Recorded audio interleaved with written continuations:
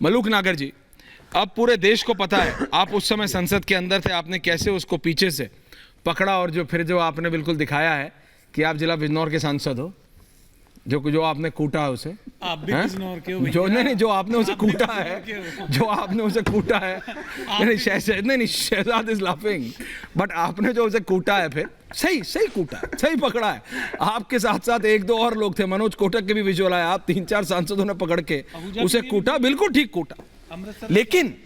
लेकिन आज अब उससे मैं एक सवाल पूछ रहा हूं, और इसलिए ममता काली जी भी हैं कि सांसद महोदय, इसमें एक एनजीओ सर्किट निकल के आ रहा है। देखिए, विरोध आप भी करते हैं, सरकार का तरीका है, विरोध वो लोग भी कर रहे हैं सरकार का, शहजाद की पार्टी का, जो लोग जंतर मंतर पे बैठे हैं, अभी से नहीं 9 साल से बैठे हैं, विरोध हो रहा है, विरोध करने का तरीका है। लेकिन ये जो विवेक श्रीवास्तव धीरे से बैकहैंड से करके ये ले गए थे कि ये भी तो विरोध ही है, किसी को हार्म थोड़ी करा है। मैं इस पे आपकी प्रतिक्रिया चाहता हूं सांसद महोदय। देखिए, बिल्कुल सीधी सी बात है, हमने तो उस समय ये लगा हमारी जान आज जाएगी। पिछले 22 साल पहले तो कम से कम बाहर संसद के रोक लिए, अंदर आ गए और इन पे वेपन है, सीधी गोली मारेंगे। तो आज तो कुछ ही सेकंड मिनट है हमारे पास, तो जाके उसको दबोचने की कोशिश करी, जैसे जूता निकाला, लगा कि इन पर रिवॉल्वर वेपन नहीं है, थोड़ा डर कम हुआ। पर जैसे ही उन्होंने सो कॉल्ड कलर बम या सो कॉल्ड गैस बम छोड़े, तो लगा आंखों की दृष्टि चली जाएगी या फेफड़े बंद हो जाएंगे, जैसा पिक्चरों में देखता है, तो मरना तय है। तो इसे जो आपने कूटने की बात करी है, मर तो रही है, इसे मार लें, तो पूरा निकाला, इसे बचाव में समझो, कैसे ही समझो। जहां तक बात है, आज जो मैं देख रहा हूं ज्यादातर सारे नेशनल टेलीविजन पे और संसद में, दो तरफ चीजें आ रही हैं।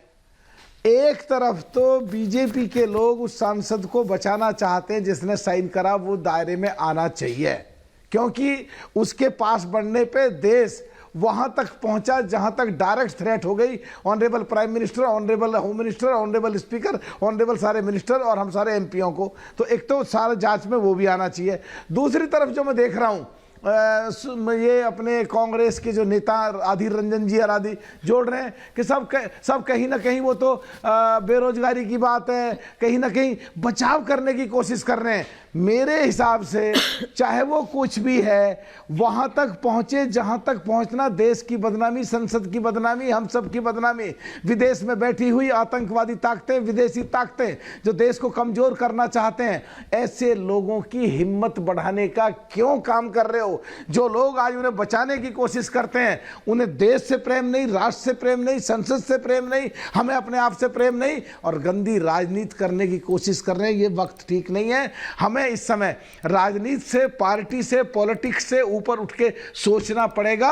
और देश हमारे लिए सबसे पहले, देश का संविधान हमारा सबसे पहले, बाबा अंबेडकर साहब ने बड़ी मेहनतों से इस देश का संविधान लिखा। उस संविधान के दायरे में जो संसद हमारा जो संसदीय परंपराओं से और जो संविधान का जो मंदिर है, उस पे अगर कोई डॉट लगाता है, उस पे हमला करने वाले को, उसको चोटिल करने को अगर कोई बचाने की बात करता है, उसके पक्ष की बात करता है, तो हम 100% उसके खिलाफ हैं। हमारा देश की गरिमा, जो विदेश में बैठे हुए लोग हैं, एक तरफ देश की इकोनॉमी $5 ट्रिलियन की तरफ बढ़ रही है, देश की इकोनॉमी हमारे 30 नंबर की तरफ बढ़ रही है, और वहां हम जो संसद के अंदर पहुंच गए, जो घटना किसी भी कीमत पर नहीं होनी चाहिए थी, जो सिक्योरिटी का फेलियर है, जो अपने आप में सर्टिफिकेट अंदर तक पहुंच गए, जो 13 तारीख को भी सावधानी नहीं बरती गई, उनको जो बचाने की कोशिश कर रहे हैं, उनका जो पक्ष रखने की कोशिश नहीं, बचाने का कोई बचाव हो नहीं सकता। मेरे हिसाब से ये देश के सामने सब कमजोर हो रहे हैं।